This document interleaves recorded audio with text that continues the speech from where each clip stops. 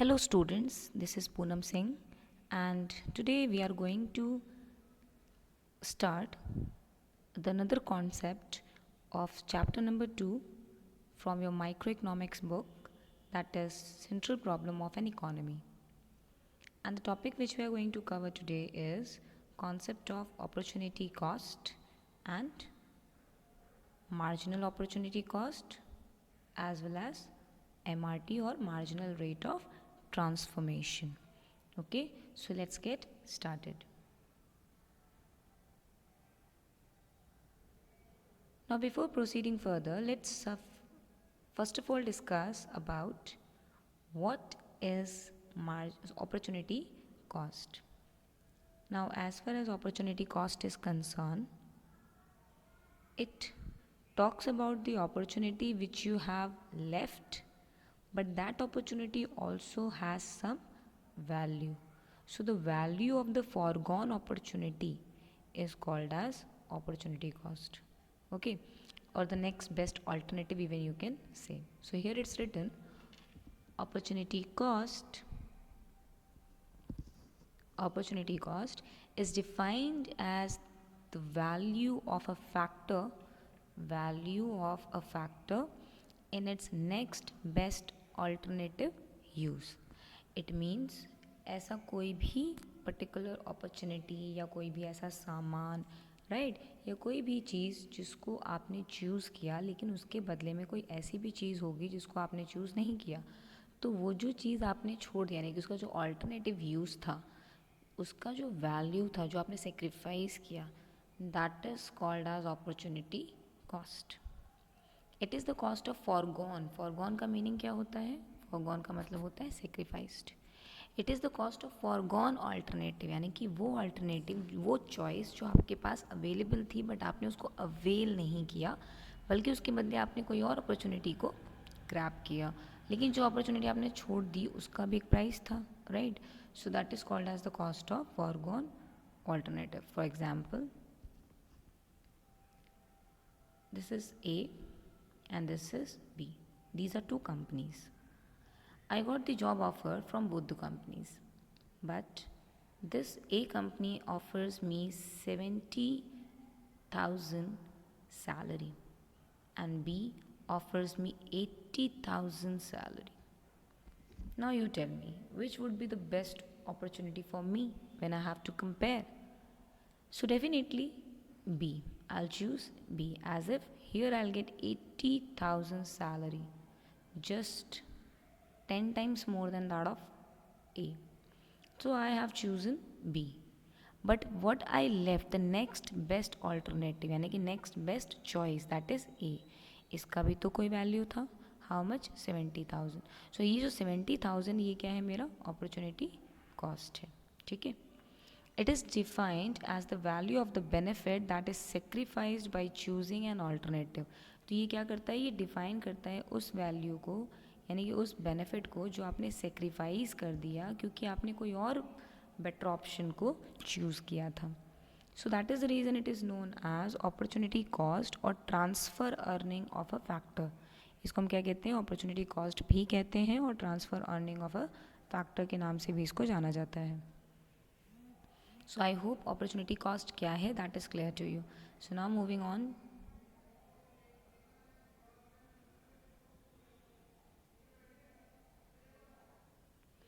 So here we have the example.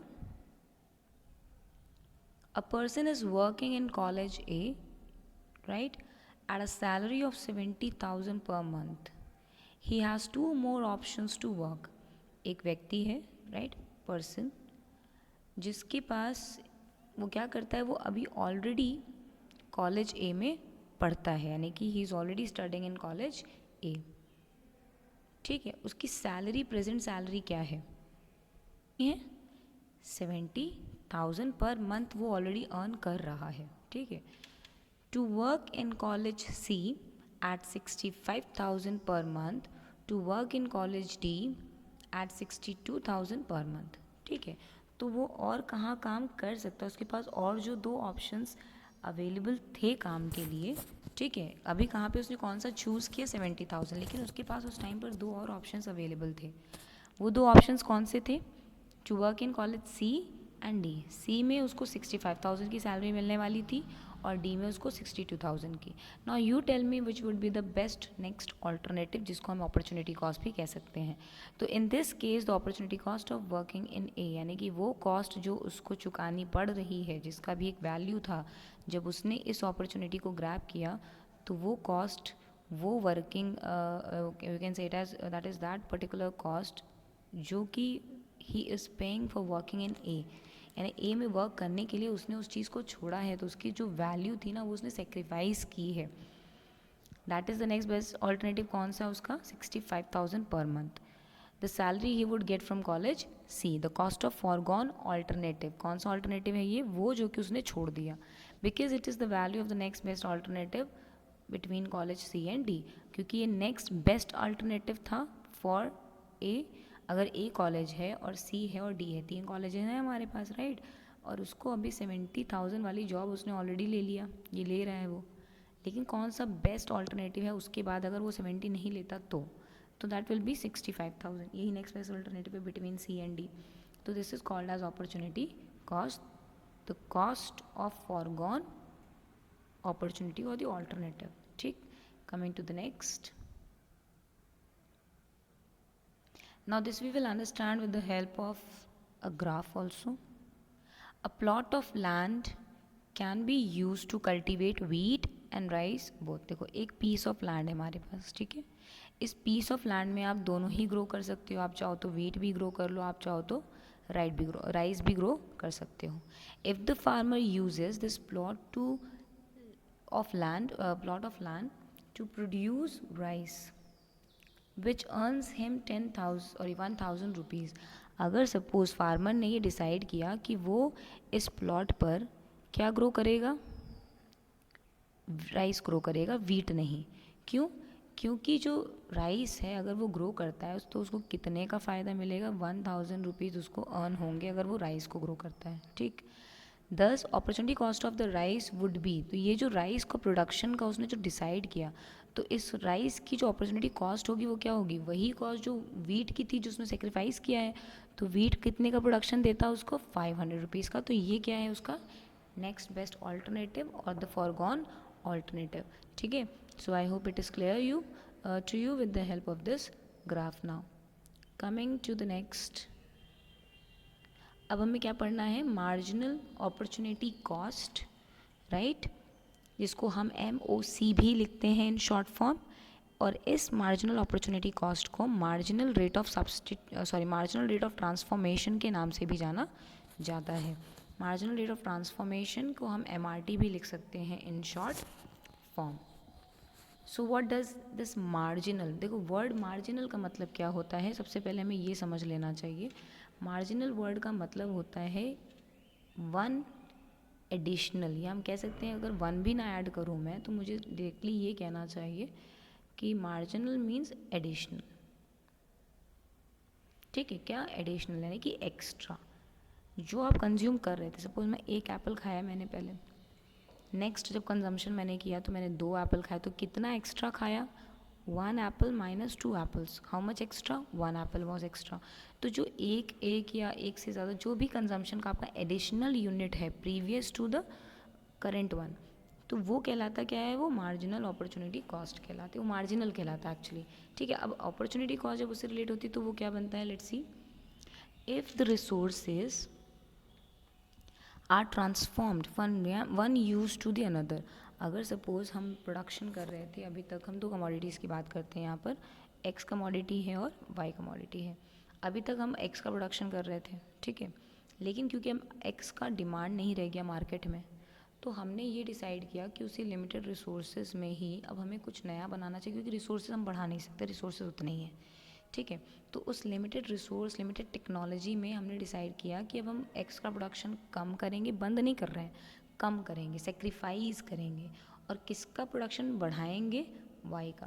तो यहाँ क्या होगा? गेन होगा, और यहाँ क्या होगा?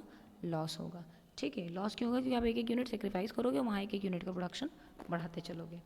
तो अभी कैसे होगा? लेट्स सी।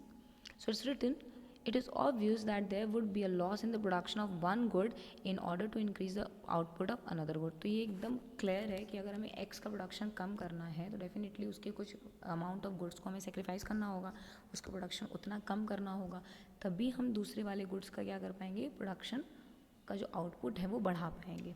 ठीक है. देन दिस लॉस, ये जो लॉस हो रहा है हमें कि एक का प्रोडक्शन बढ़ा रहे हैं और दूसरे को जो हम सेक्रीफाइस कर रहे हैं उसका प्रोडक्शन कम कर रहे हैं. लाइक फॉर एग्जांपल पहले हम x की और यहाँ y की कमोडिटीज़ को ले लेते हैं.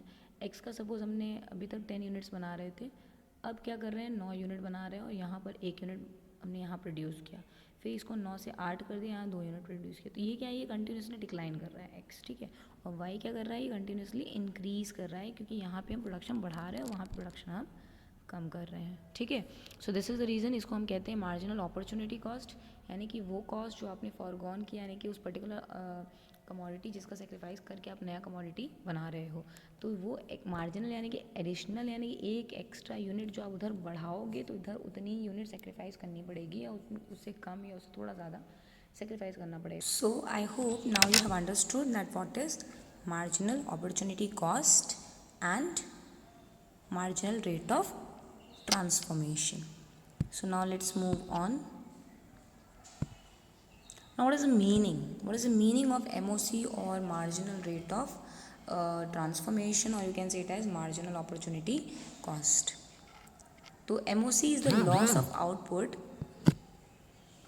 of one commodity, say suppose Y commodity की हम लोग बात कर रहे हैं. ठीक है. And when a unit more of another commodity X is produced by shifting resources from one good to the another good from Y to X, this is called the rate of sacrifice. तो यहाँ पे क्या कह रहा है कि suppose दो goods हैं, एक एक्स है और एक वाई है, तो MOC is the loss of the output of one commodity. Suppose एक कमोडिटी जो एक्स है उसका प्रोडक्शन आप कम कर रहे हो, तो उसका जो लॉस हो रहा है that is the loss of the commodity x का, सॉरी वाई का आउटपुट. एंड क्या कर रहे हो आप, कुछ यूनिट बढ़ा रहे हो, किसकी, कमोडिटी एक्स की. So how you are doing it, by shifting your resources from one good to another good. अब आप क्या करो, रिसोर्स तो उतने ही लिमिटेड है, लेकिन जो अभी तक रिसोर्सेज का यूज़, यानी कि पूरे रिसोर्स का यूज़ कमोडिटी वाई बनाने के लिए किया जाता था, तो अब उनको थोड़ा सा उठाकर शिफ्ट कर दिया है हमने कमोडिटी एक्स के प्रोडक्शन में. ठीक है. इसी को हम क्या कहते हैं, रेट ऑफ सेक्रीफाइस कहते हैं. अब MRT is defined as the ratio of number of units of one good sacrificed to produce one more unit of another good in the two goods economy. तो यहाँ पे हम ये बात करें, देखो हमारी इकोनॉमी में वैसे तो दो गुड्स नहीं बनाए जाते हैं, बहुत सारे गुड्स बनाए जाते हैं, लेकिन just to make this study effective and possible, so we assume that कि इकोनॉमी में दो ही गुड्स का प्रोडक्शन हो रहा है. ठीक है. उनमें से एक गुड्स जो है, जो कि अब उसका मार्केट में कोई डिमांड नहीं रह गया है, तो उसका प्रोडक्शन अब हम कम कर रहे हैं. तो यहाँ क्या कह रहा है कि the ratio of number of units, यानी कि उतने यूनिट्स जिनको आपने सेक्रीफाइस किया, यानी कि जितना आप कम किए हो, to produce one more unit, ताकि एक एक्स्ट्रा यूनिट का प्रोडक्शन आप कर पाओ, किसका, दूसरे गुड्स का, यानी कि अनदर कमोडिटी का. ठीक है. तो इसको हम कैसे रिप्रेजेंट करते हैं, unit of one goods sacrificed upon unit of another goods gained, यानी कि वो यूनिट्स जिसको आपने सेक्रीफाइस किया है, इसको हम ऐसे भी लिख सकते हैं, लॉस अपॉन गेन. क्या लिख सकते हैं, लॉस अपॉन गेन भी लिख सकते हैं. तो लॉस यानी कि जिस कमोडिटी का आप प्रोडक्शन कम कर रहे हो वहाँ लॉस हो रहा है, और जहाँ आप प्रोडक्शन बढ़ा रहे हो तो there you will be marking it as gain. तो that will be delta Y upon delta X. ये फॉर्मूला आपको याद रखना है. ठीक. Okay, so I hope it is also clear to you. Coming to the next slide.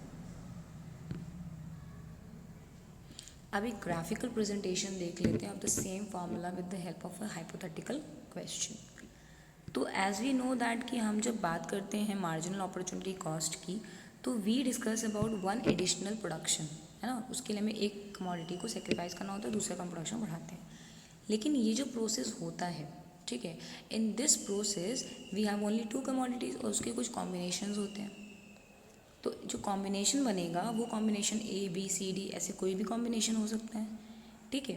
तो now let's see, and this MOC या MRT ही decide करता है कि जो कर्व है ना, ये जो कर्व आप देख रहे हो, इस कर्व का शेप क्या होगा. MOC या MRT ही डिसाइड करेगा कि इस कर्व का शेप क्या होगा. अगर आपका MOC, मैं यहाँ लिख देती हूँ कि इफ़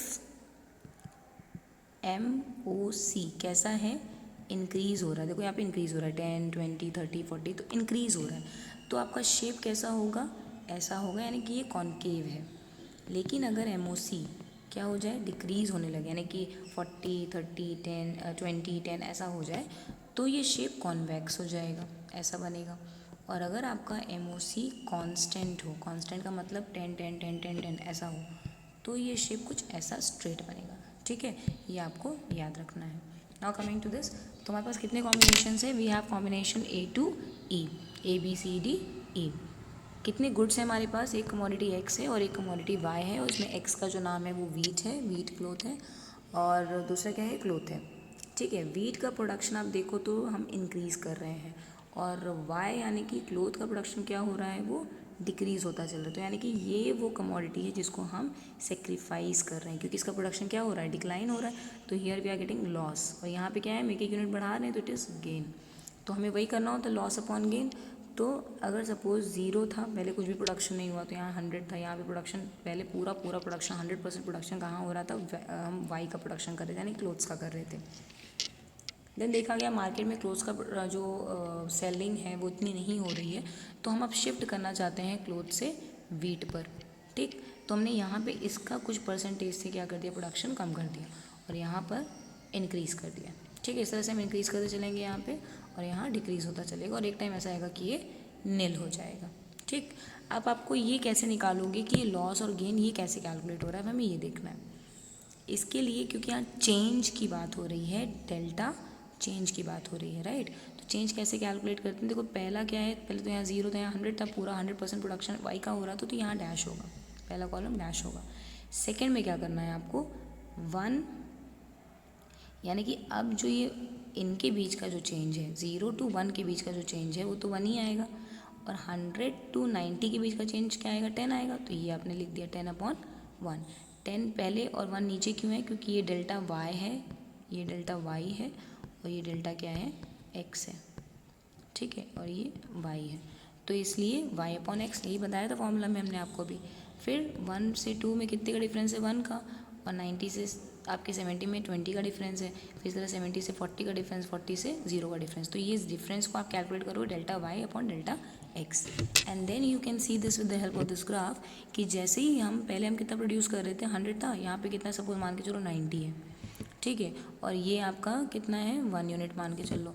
तो ये पहले प्रोडक्शन हो रहा था 1 पे, हम 90, यानी कि ये 1 यूनिट प्रोड्यूस हो रही थी, तो यहाँ पे हम 90 हमने सेक्रीफाइस किया, कितना यहाँ पे देखो 100 से 90 पे आया। ठीक, उसके बाद अब इससे नीचे अगर हमें इसको थोड़ा और बढ़ाना है, अगर 1 से 2 पे जाना है, तो हमें इसका कुछ यूनिट को सेक्रीफाइस करना होगा, यानी कि 90 से और नीचे आएंगे जब 70 पे, तब ही हम इसका प्रोडक्शन बढ़ा पाएंगे, यानी कि एक्स कमोडिटी का प्रोडक्शन हम बढ़ा पाएंगे। ठीक है, so this is what all about the graphical presentation of MOC.